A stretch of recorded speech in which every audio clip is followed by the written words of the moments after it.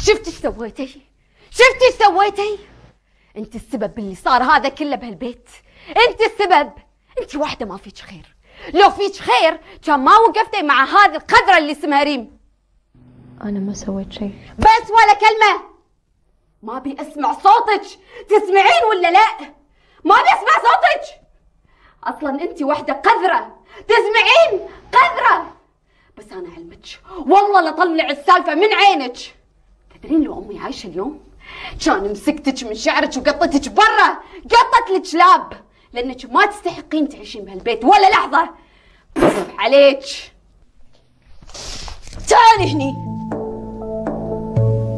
انا لو ابي احط راسك في الارض وادوس عليه اقدر، بس ما ابي، عشان اكون احسن منك ومنكم كلكم.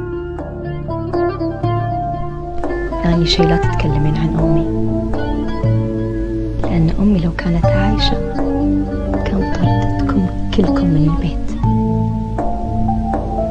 انا ما قلت شيء، انا قلت اللي شفته، اقسم بالله ما قلت غير اللي شفته.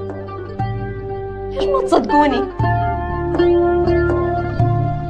انا اقول لكم ما احتاجتكم ما تحسون، اقول لكم ابيكم ما تحسون. شو اسوي؟ شو اسوي لكم؟ ولا للعاشق الولهان؟ ولا لروحي؟ طلعي برا.